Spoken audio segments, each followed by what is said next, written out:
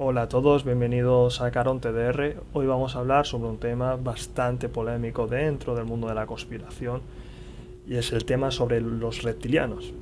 Hoy vamos a verlos según el punto de vista de David Icke. Este famoso exponente de la teoría de los reptilianos nos cuenta que los reptilianos vinieron a la Tierra buscando un metal llamado oro monoatómico y al ingerir este metal sus capacidades mentales se multiplican. Este metal les permite absorber energía de otros seres para incrementar sus poderes, especialmente la energía que emana gracias a la adrenalina. Los reptilianos mantienen un poder mental y una capacidad de hacerse pasar por seres humanos mientras se pueden alimentar de nuestra adrenalina.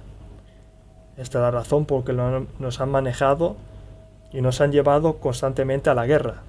La guerra es el lugar favorito de los reptilianos, ya que la adrenalina fluye a raudales por allí. Los reptilianos que manejan los gobiernos del mundo no quieren la paz, porque la paz disminuye sus poderes. También hay quien sostiene que los reptilianos originales viven en un reino subterráneo, desde donde manejan los hilos del mundo. Ellos se mezclaron y tuvieron hijos con mujeres humanas, haciendo que una parte de la humanidad, si no es que toda, sea una parte reptil.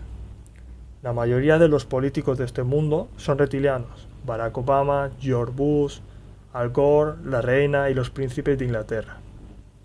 Pero no solo los políticos, artistas, cantantes, actores, deportistas y cualquier que mantenga a los humanos produciendo apreciada adrenalina. Según también David Icke, hay una teoría, según él, que expone una matriz lunar. Según él, la luna sería una estructura artificial, aunque algunas culturas ya en la antigüedad se refieren en el pasado remoto como que existían ya dos satélites. Él expone que esto de la matriz lunar y la luna artificial interceptaría el flujo fotónico de luz solar que alimenta la glándula pineal humana, que sería la energía chi, y mantener a los habitantes de la Tierra en una de las franjas de frecuencia de ondas bajas, a fin de ser manipulado mejor por los reptilianos y sus criaturas predilectas en este planeta. Con ello se dificulta también el acceso a la fuente original y se impediría superar los obstáculos del espacio y el tiempo y de la percepción ordinaria. Asimismo, la luna es utilizado por los reptilianos como puerta de entrada y salida interdimensional. Ahora pondré un vídeo en el que David Icke en una conferencia expone un punto de vista sobre este tema. Traits of the reptilian brain. Is this our society or what? This is mainstream science, by the way. From the reptilian brain we get primitive and emotional responses, cold-blooded behavior, lack of empathy if not balanced out by other parts of the brain, and territoriality. This is mine, get out. A desire to control, an obsession with hierarchical structures of power. Aggression, might is right, winner takes all. And it is dominating our sense of reality and our reaction and responses to events and other people. This is the word that sums up the reptilian brain: survive, survival. It doesn't think, it hasn't got the ability to think, it reacts. That's why it can react so fast. There are good things about it. When you're driving along in your car and someone walks in front of you, what rams the anchors on immediately, without thinking, instantly, is the reptilian brain. But when that starts to impact on other parts of our behavior and our lives, then it becomes a very negative thing indeed. It is the reptilian brain and its fear of not surviving. It's always scanning the environment for threats. Not just physical threats, but threats on other levels of our experience, which I'll explain in a second. And therefore, the targeting of the reptilian brain and the constant triggering of it is what gives us this constant fear, this constant stress, worry that goes on in all areas of our lives. Will I meet the rent at the end of the month? Oh my God, will I lose my job? Oh my God. And the more that we can be put in fear, here we go, the more we operate in the reptilian brain. That's why we're constantly given reasons to fear and to be anxious. Be afraid, be very afraid the big bag monster's coming as soon as we've invented him. And when he's gone, we'll have another. Terrorism! Ah! Global warming! Ah! Swine flu! Ah! The economy! Ah! I don't look like her! Ah! I don't look like him! Ah! Constant reasons to fear.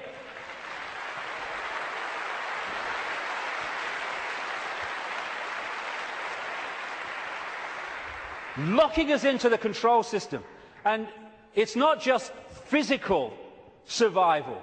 It's survival of status, of power, of reputation, superiority, intellectual preeminence. Acquiescence to a hierarchy and authority is another aspect of the reptilian brain. I know my place. And you know, when you put information out that challenges the status quo view of scientists and academics, they react vehemently. Why? Because the reptilian brain's kicked in. Survival of their reputation, survival of their belief system. When you put out information that challenges people's religious beliefs, not you're saying you're wrong and all that stuff, you're just saying here's some information, which if it's true, that can't be right. They vehemently attack you. Why? Because the reptilian brain's kicked in, because the belief system is in danger of not surviving. Fear of money. Money is fundamentally reptilian brain. Two polarities of it. One, fear of not surviving, fear of not having enough to pay the rent, to eat.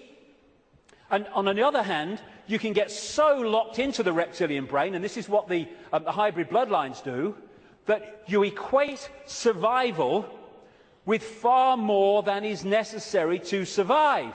So you get people, especially in these bloodline networks, who have got more money than they could spend in 100 lifetimes, but they get up with the sun every morning to go and earn bloody more. It's an obsession, it's an addiction, and it's connected to the reptilian brain, which fundamentally drives our perception of reality.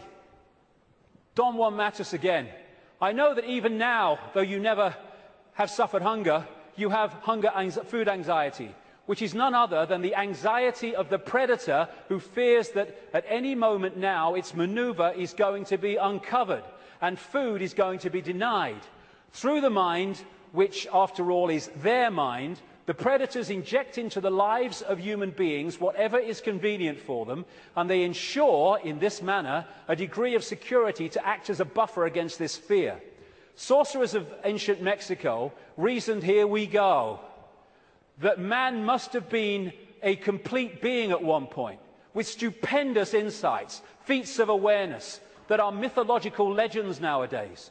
And then everything seems to disappear, and we now have a sedated man. What I'm saying is, what we have against us is not a simple predator. It is very smart and organized. It follows a methodical system to render us useless. Modus operandi, done it many times. Man, the magical being that he is destined to be, he's no longer magical. He is an average piece of meat. There are no more dreams for man, but the dreams of an animal who is being raised to be a piece of meat, trite, conventional, imbecilic. This is what becoming conscious brings us out of. Control of perception is the bottom line of this conspiracy. You know, I'm all for exposing 9/11s and banking scams and engineered wars, but this is the bottom line, and if we miss it, then we're going round in circles and we'll get nowhere. ¿Qué opináis sobre lo que ha dicho David Icke? ¿Creéis en esta teoría que expone o no? Dejádmelo saber en los comentarios. Un saludo y hasta la próxima.